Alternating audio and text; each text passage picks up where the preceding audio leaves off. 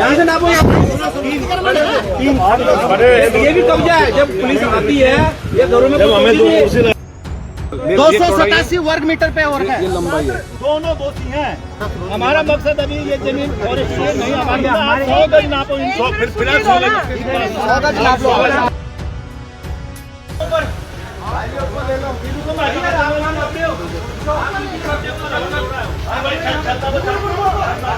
और अब ये जो जिस डीएम ने, जिस जिलाधिकारी ने इसको पूरे रिजर्व फॉरेस्ट के बीच में 100 गज बेना भूमि दी है, वो डीएम भी जाएगा जेल। अब लड़ाई ये बहुत बड़ी हो गई है।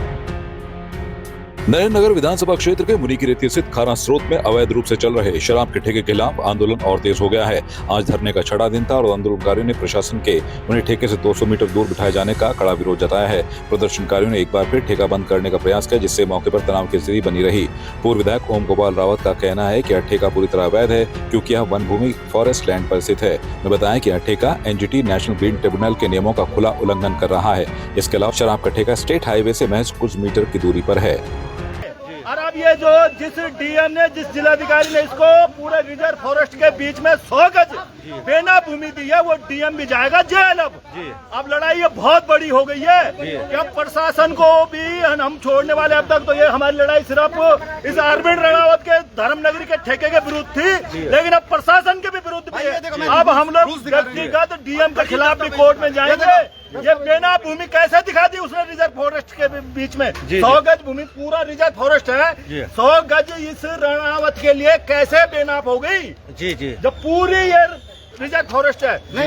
ये धोखा है जनता के सामने। ये बेवकूफ किसी और ने बनाया। ये पूरा हमने निकाल के लिए हैं। ये जेल जाएगा अब जिसने भी इसको 100 गज की भूमि जो है इसको दी है। भाई ये आदेश देखिए, आप इधर दिखाइए जरा। ये देखो आदेश लिखा हुआ है यहाँ पे। फॉरेस्ट विभाग भी जेल जाएगा जिनकी भूमि में जो है ये कब्जा हो गया। और जिस डीएम ने इसको लीज दी है वो भी जेल जाएगा। यहाँ देखिए, अब ये लड़ाई बहुत बड़ी हो गई है। कांग्रेस जिला अध्यक्ष उत्तम सिंह असवाल ने बताया कि पहले दिन से ही समाजसेवी विकास रयाल भूख हड़ताल पर हैं, जबकि कल से दिनेश चंद्र मास्टर ने भी आमरण अनशन शुरू कर दिया है। प्रत्येक दिन नए लोग क्रमिक अनशन पर बैठ रहे हैं। 5वां छठा दिन आज यहाँ पर इस धरने को है। और जिस तरह से आपने देखा कि आज प्रशासन ने आंदोलनकारियों को, हम सब लोगों को ठेके से 200 मीटर दूर के लिए बोर्ड का नोटिस दिखाया कि आप 200 मीटर दूर बैठेंगे, जबकि सच्चाई ये है कि जो ठेका है वो वन भूमि में है और वन भूमि के बीच में 100 गज मात्र जो है वो नाप भूमि कहाँ से आ गई, ये बड़ा सवाल है। और दूसरी बात, अगर वो 100 गज है भी तो ठेका 300 से 400 गज में कैसे बन गया, ये दूसरा सवाल है।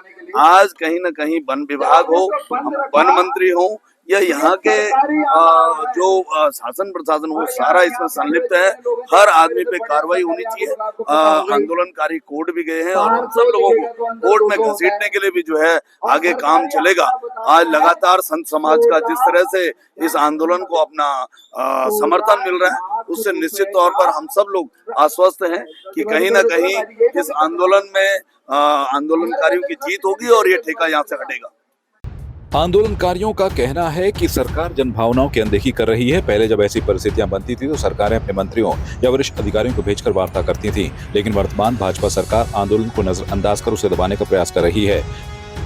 सफल दिन है और हमारे स्वाभिमान मोर्चे से मास्टर जी और जो विकास रयाल जी हैं, उनका लगातार भूख हड़ताल जारी है।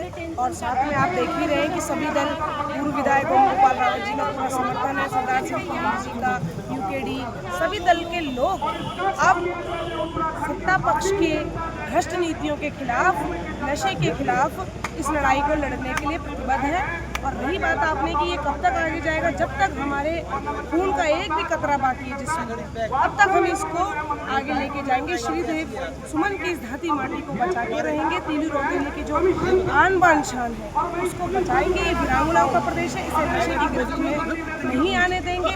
हमारा विरोध, अगर इनको लगता है कि इनकी लाठी और इनकी भैंस है, तो हम भी ये कह रहे हैं कि हमारा डंडा और हमारी गाय है।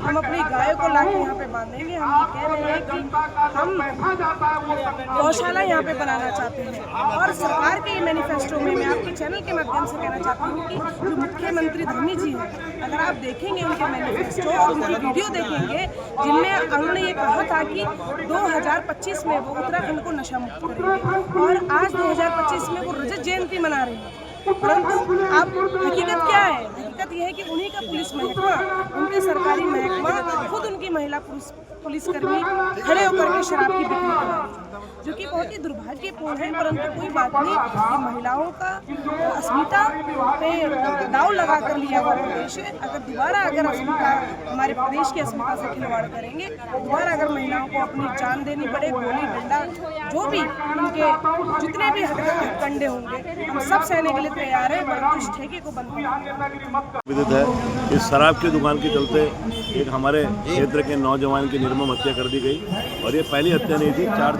लोगों की यहाँ हत्या हुई थी शराब की दुकान के चलते और उसी के विरोध में ये लोग हमारे क्षेत्रवासी शांतिपूर्ण आंदोलन कर रहे हैं और पुलिस हमें दलील दे रही है कि हाई कोर्ट का आदेश है, आप 200 मीटर दूर पे इस आंदोलन को चलाओ। और वहीं जो इस ठेके की लीज है, वो उस लीज को भी हम अवैध लीज मानते हैं, क्योंकि उस फॉरेस्ट की भूमि पे दी गई लीज है। राजस्व सरकार का कहना है कि राजस्व की भूमि है, पर हमें लगता है कहीं ना कहीं ये रिजर्व फॉरेस्ट की जमीन है और 100 मीटर की लीज दी गई है। और आप चेक कर सकते हैं, आप इधर लोग घुमाइए, कम से कम 500 मीटर में इसका, मैं समझता 500 मीटर से भी अधिक जगह में इस पर निर्माण कर रखा है, अवैध निर्माण कर रखा है।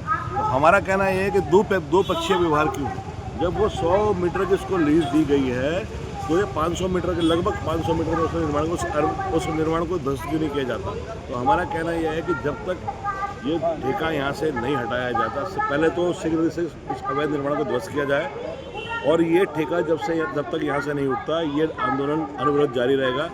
हमारे क्षेत्रवासियों बहुत शांतिपूर्ण तरीके से आंदोलन कर रहे हैं और यदि इस आंदोलन में सरकार ने हमारी सुधना ली तो ये शांतिपूर्ण आंदोलन उग्र आंदोलन के रूप में तब्दील होगा, जिसकी सारी जिम्मेदारी राज्य सरकार की है।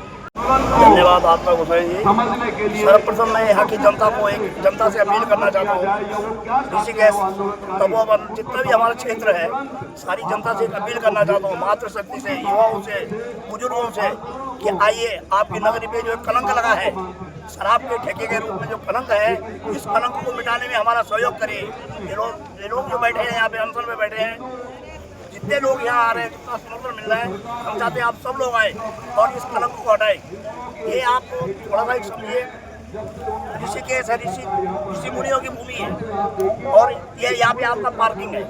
जब कोई बाहर से कोई गाड़ी आती है तो उसकी नज़र सबसे पहले पड़ती है विदेशी मुद्रा की दुकान पे, तो उसकी आस्थाएं आप करिए ना कि आप भगवान के पास आए हैं और सबसे पहले आपको शराब की दुकान दिखाई जाए तो आपका मन आदि आस्था समाप्त हो जाती है। तो मेरी विनती है, मेरी जनता से अपील है कि वो आस्था बनी रहे, आपकी भी, हमारी भी, जनता की भी। तो आइए और इस कलंक को जो एक मंत्री द्वारा दबंगता से, गुंडई से, ये वास्तव में हम बोलेंगे ये गुंडई से ठेका चल रहा है, इसका कोई अनुमति नहीं है। ये अनैतिक रूप से मतलब दादागिरी में चल रहा है, मतलब लोकतंत्र नहीं, ये लठतंत्र पे ठेका चल रहा है। और मेरी विनती है आपसे कि ज़्यादा से ज़्यादा जनता है और इस नासुर को यहाँ से दूर करें। आप देवभूमि को हमारी सवाल की यहाँ से जो है ठेका हटना चाहिए, किसी तरह से हटना चाहिए। और पब्लिक जो है, सारों पर पब्लिक जो है इस समय जो है ठान रहे उसने अपने मन में कि हम इस ठेका को हटा के रहेंगे।